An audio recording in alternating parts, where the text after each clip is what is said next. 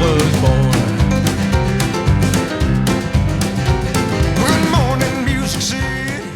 Here to introduce a really great man. I heard the word doer earlier. A doer. That is what Jeff Landry is. Jeff is a doer. Lots of people are talkers. Lots of people are thinkers. But few people are talkers, thinkers, and doers. Jeff Landry is a doer. When I was elected 3 years ago to serve in this capacity, I thought, we brought in a two-thirds majority in the Senate. We have a very conservative, business-minded Senate.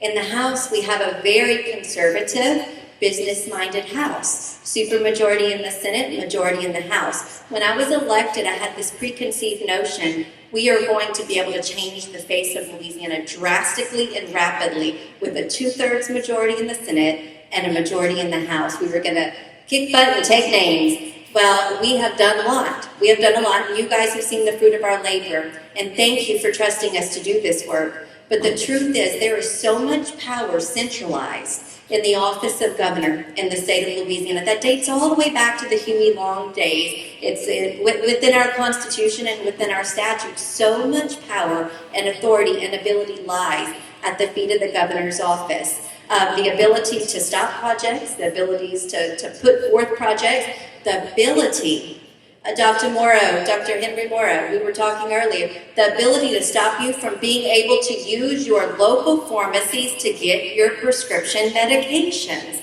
The things and that was an act of the governor's office, the things that exist, the power that exists, that's centralized in that fourth floor is incredible.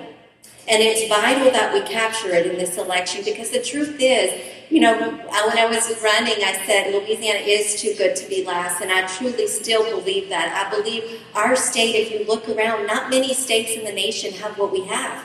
The vast river systems that we have, the agricultural lands that we have, the Gulf of Mexico at our southern border, the people, of course, the fisheries, the wildlife.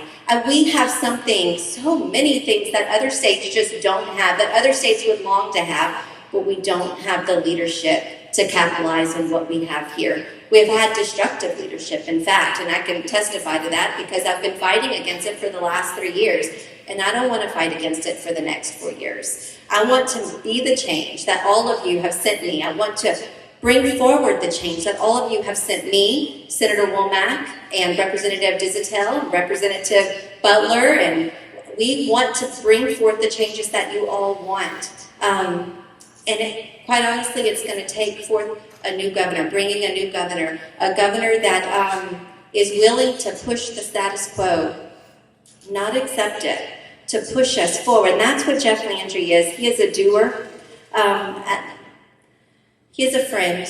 Jeff Landry is a friend. He's the kind of guy that answers your phone call.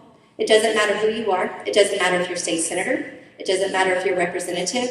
When I was at his alligator hunt 2 years ago, there was a little lady that came up and her business was shuttered during COVID. And she came and I watched him hug that little lady and hold her in his arms and just go on about how he was the only person that answered the call whenever her business was shuttered and she didn't know what she was going to do. That's the kind of person that Jeff Landry is. He's not just a friend and an elbow rubber of the who's who. He answers the call, and he is answering the call. The old saying that evil prevails when good men do nothing. Jeff is a good man, and he is doing something, and he is going to do something to change the face of the state of Louisiana. So it's with glee and honor and enthusiasm that I introduce the next governor of the state of Louisiana, Jeff Landry. All right, how are y'all today? I just want to take one moment. Ralph, would you come back up? I want to tell y'all a little story. Back in 2010, when I was running for Congress, of course I wasn't running up here because this was the district that Ralph represented. But as I was running around, and I'll tell you a little secret, I had never been to Washington, D.C., inside of the United States Capitol until they elected me to Congress. How you like that? So you can just about imagine what the campaign was like. But I ran into this gentleman, and he said, "You running for Congress?" I said, "Yes, sir." He says, "Well, T-Boy," I said, "You know the difference between a politician and a statesman?" So I scratched my head. I said, "Well, I couldn't really tell you." I said, "But I would think that I aspire to be a statesman." He said, "Well, let me tell you something." He said, "A politician is always looking towards the next vote, but a statesman is always looking towards the next generation. And I want you to know that for 6 years, Ralph Abraham was a statesman.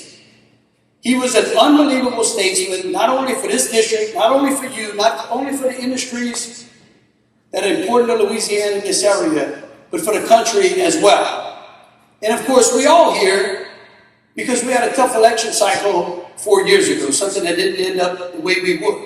And Ralph could have easily, because he is a very clean person, he's a veterinarian, he was in the service, he's a doctor, he's got this great practice now. He could have easily gone back and said, "You know what? Enough's enough.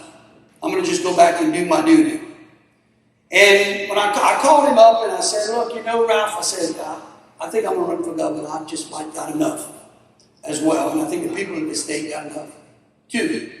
And I said, "But I don't want to run unless people like you will stand by me, because that's what statesmen do." And he said yes. And I just would like y'all to give this man a standing round of ovation for the great work that he's done, for the representation that he's been for you all, and for his great service to the country. God, thank you. Thank you so very much. Because that's what I think we need to do.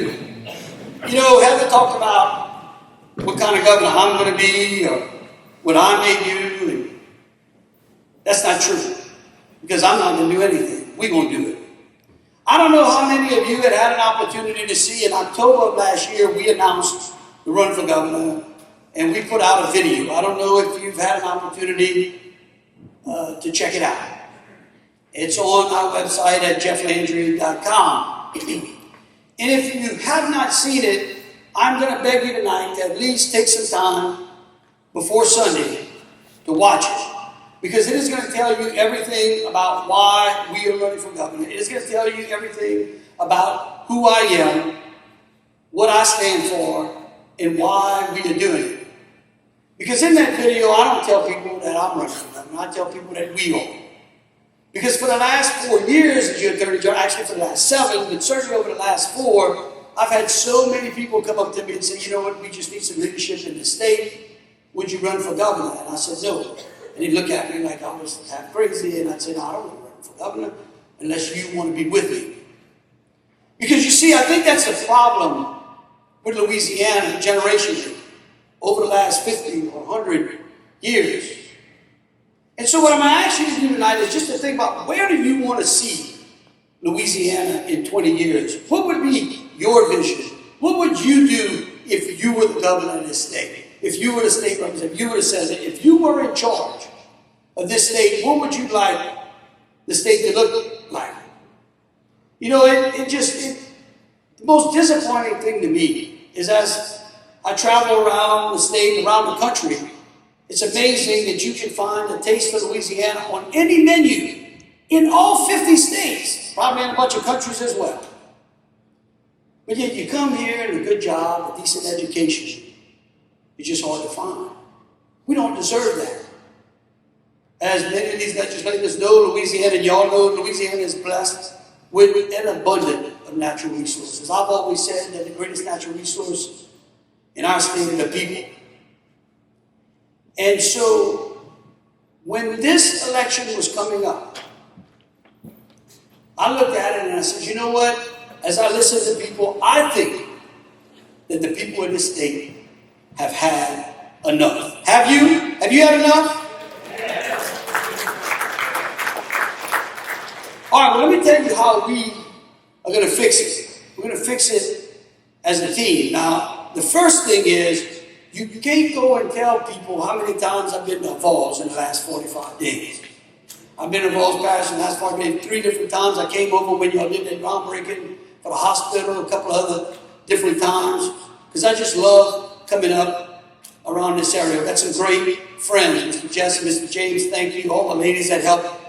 This is how you start a campaign. And so as the Attorney General, and I want to talk about this, and we're going to go through 3 things that we absolutely have to concentrate on to fix this thing. But you know, if people, as you go out, and people say, well, who is Jeff Landry? What is he about? You should tell and say, well, you should know him. He has been your Attorney General for 7 years, protecting this state, her people, her culture, our way of life.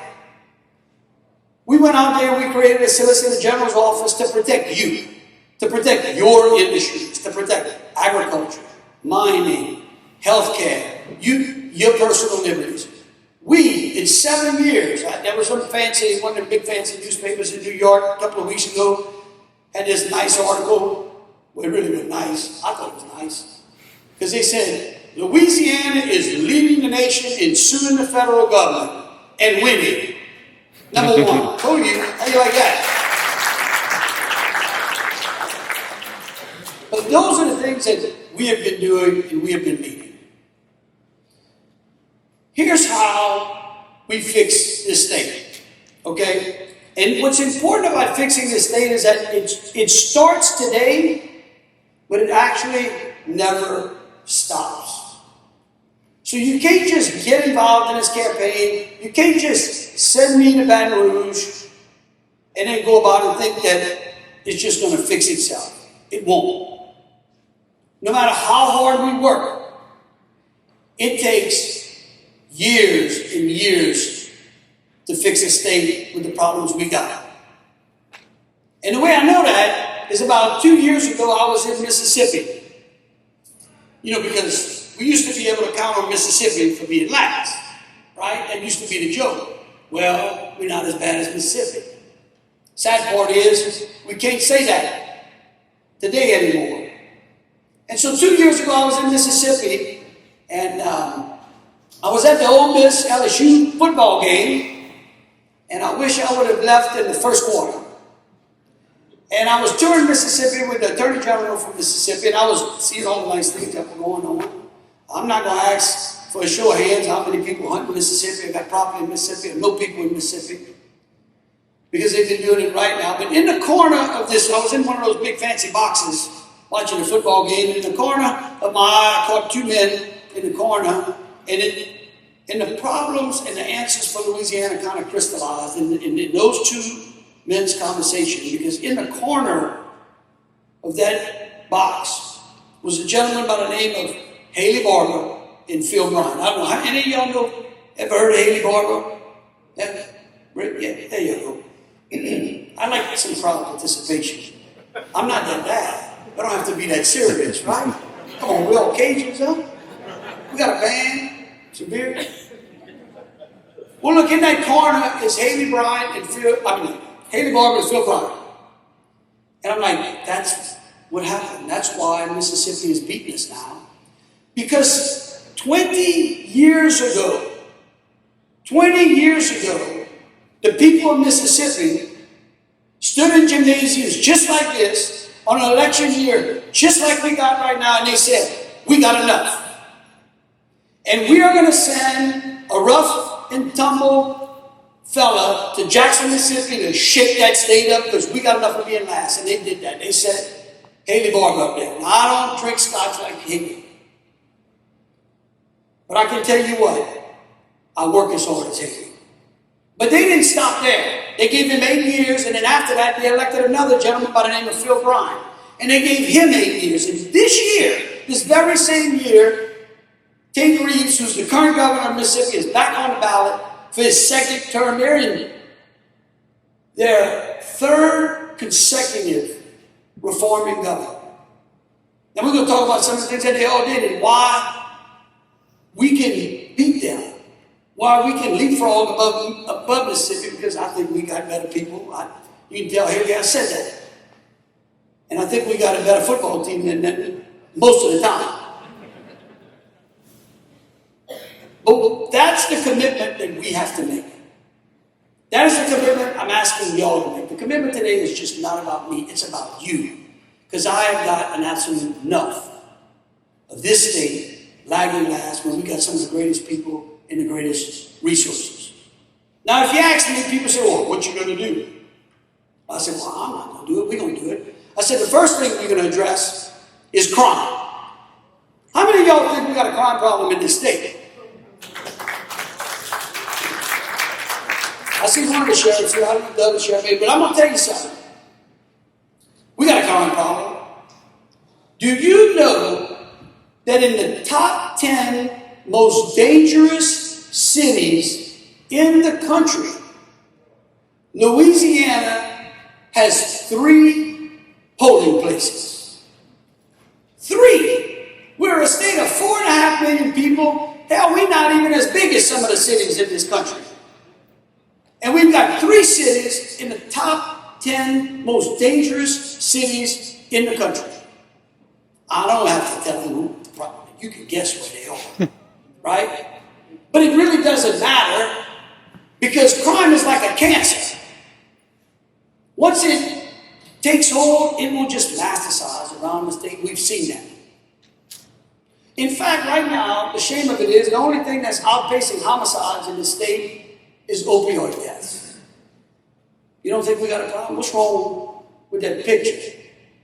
And people say, well, I don't know, how can we fix it? Well, first of all, we fix it by fixing the laws that they screwed up 7 years ago. We fix it by standing up behind the people who protect us every day and telling police officers, thank you for what you do. And that we got our men and women to do. You do it by creating transparency in sentencing so that you know if you are infected by crime, if someone affects your life and breaks our criminal laws and is convicted, you know how long they're going to go to jail. There is no surprise. And if you don't think there's surprises, let me tell you about it. I got them this year. This year we've got over 12 lawsuits. A dozen like it's got, I don't know, it could be up from right now from criminals. These are people who are convicted, who are in prison or just get out of prison. They sue in the state of Louisiana because they said we kept them over their sentencing dates. I said, well, wait a minute. Call the Department of Corrections. Said, hey, look, you see all these lawsuits? I said, y'all not holding people past their dates. Well, I said, well, what you mean, well? Well, it's tough to calculate the time now. I said, calculate the time? Well, all those new fancy laws they passed in the Criminal Justice Reinvestment Act, we got to calculate good time and this time. I said, well, good time. You don't go to jail if you're good. You go to jail because you're bad. And you're not supposed to be bad in jail. You're supposed to be good in jail, so when you get out, you're good, right? Y'all following me? People need to know that when someone goes to jail, how long that person is going to serve that time. Why? Because think about it. That is a promise that the state has given you. It's a contract that the state has said that this is the justice that you deserve because of the wrong that somebody else has done on you. Now look, let me tell you something. Our criminal justice system absolutely needs to be reformed. I've said that since I was in Congress. But the goal should never be how we let people out of jail. That's insane. The goal should be how you keep people from going to jail, right?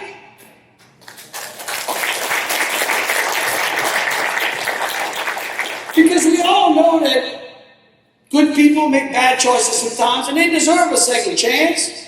I know that. Thank God y'all can't see my juvenile record. But when bad people do bad things, they deserve to go away for a long, long time. And so I talk about opioid deaths. There is no one who has done more in this state to work to try to turn the tide of opioid deaths in this state more than the people at the Louisiana Department of Justice under our leadership. We have partnered with law enforcement. We have partnered with nurses. We have done things like taking take-back boxes, one in every parish, where we try to encourage people to throw their medications in those boxes. because 60% of addicts start their addiction with someone else's prescription. We've given nurses drug disposal pouches so that they get home health and hospice nurses so that they can get rid of that poison because the family would have to keep it. We went out and we secured $700 million for this state over the next 17 years. And we tried to reform our drug court system because drug court system has been proven to have a 7 to 10% recidivism rate and give those people that make bad choices, but the good people, a second chance. And we put a bill through the legislature and it passed in a bipartisan. In fact, in the House, we did not lose a vote. In the Senate, we lost 2. Or maybe it just wasn't there, I don't know, they never sleep. And then the governor vetoed it because it had my name on it. That's putting politics above people. We're not going to do that. And so they said, well, what are we going to do with all this money? And it's not that y'all don't have some great legislators. But quite frankly, I don't really trust Baton Rouge.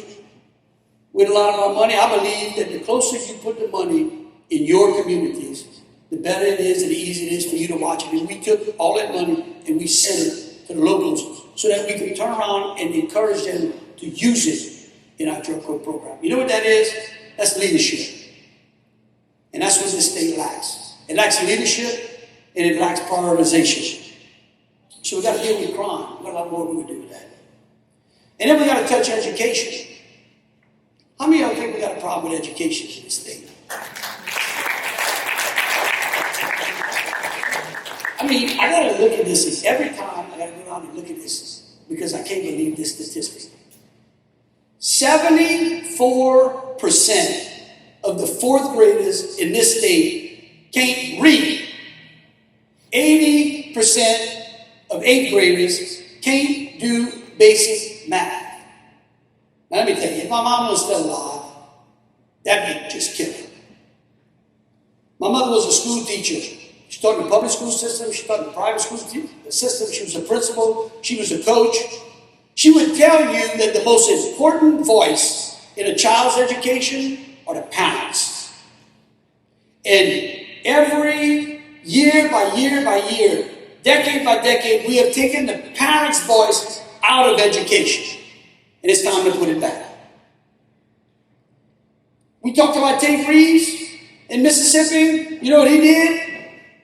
He said, listen, if you are in the 3rd grade and it comes to the end of the school year and you can't read, you got to go back to the 3rd grade.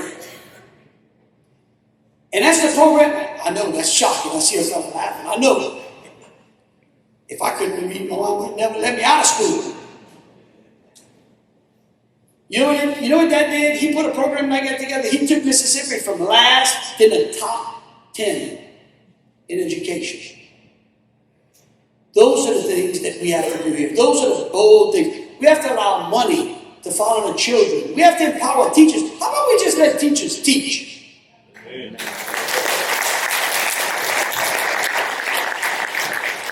I don't know a teacher that goes into the profession for the money. Remember, I was raised by money.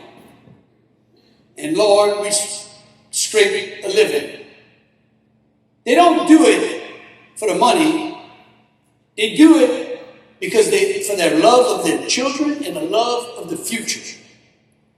And to go out there and to put a curriculum in front of a teacher that says, we need you to make sure that you basically indoctrinate these kids on these things so that they can take a test and that the school can become a C or B school, is not teaching our children. Or the answer is not to take an A school on one side and an F school on the other and combine them so we got a C school. Right? I mean, I don't know.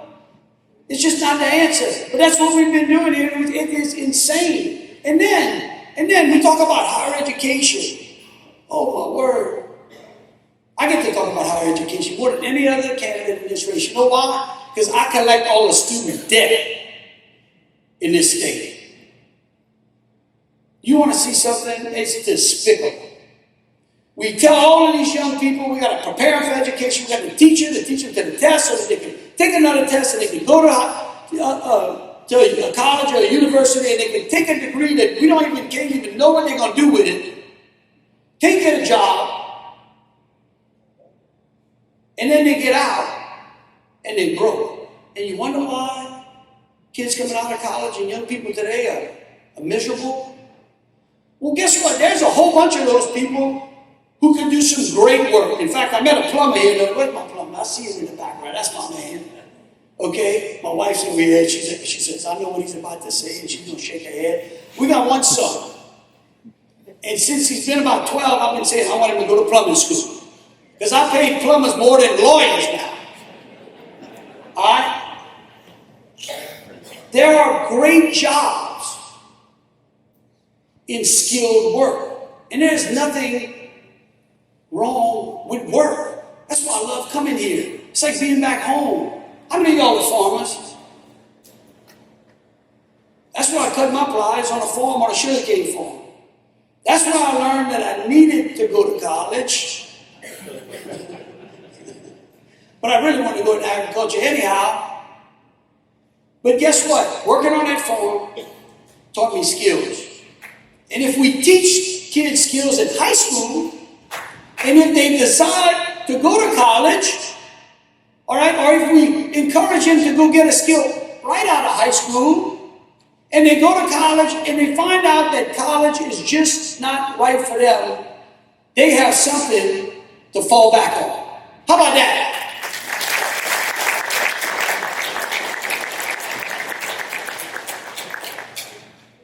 And so then it takes us to the economy.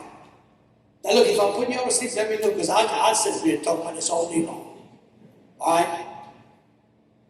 We talk about jobs.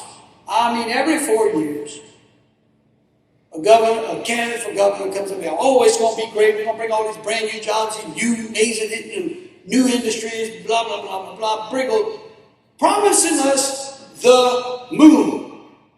Always looking to go get something outside of Louisiana rather than focusing on the agriculture and the mining industries and the great industries that are right here in this state.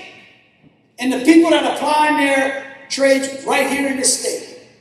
How about we focus on the jobs and the things that we've always done real well and expand those industries and expand those jobs and work with the people who have been cutting out a living in this state for decades.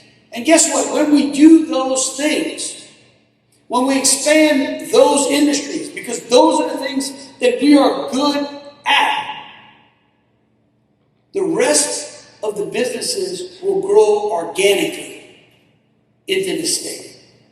It will be easy to go outside. We can't go out and recruit a big business right now. I just talked about crime and education. You see how this is a big plan. This is why you have to get involved. But I can tell you what. Let me tell you. I know we can fix that.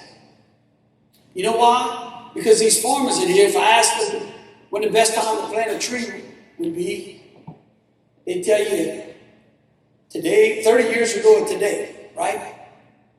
Well, today is a time for us to plant our seed so that Louisiana will quit out-migrating our best and our brightest. And we will finally be, because right now we are the only state in the South under which more people are moving out than moving in. How many of y'all know someone who's moved out of the state? Raise your hands. Huh? Yeah, that's over. How many of you want to fix this? All right. Because let me tell you something. Every time somebody moves out of this state, that's a grandparent that can't see their grandkids, a parent that has to travel and go see their child, and a dollar that's leaving this state and an investment so that we can fix our roads and our bridges and our infrastructure and be great. So let me tell you, take this. If you elect me as your governor, here's the promise that I will make you. Okay? I don't like to make promises that I can't keep myself. In other words, if I can't do it myself, then it means I can't keep it because I got to rely on somebody else to fulfill that promise. But here's the promise. I can. If you elect me as your governor, I will literally work from the day you swear me in to the day you either kick me out or the Constitution does. Because this election is not about me. It's always, it should be, the race for governor should not be about a candidate. It should be about Louisiana. It should be about us. We get an opportunity to define what this state is. We get an opportunity to make this state great. We get an opportunity to show people that the reason that there's a taste of Louisiana on every menu in this state is because the greatest people in this country reside in this state. And by God, we're going to give this state a government as good as its people. God bless you. I need your vote. Join our team, jeffandrew.com. Thank you for coming. Thank you very much. I look forward to seeing you on the campaign trail.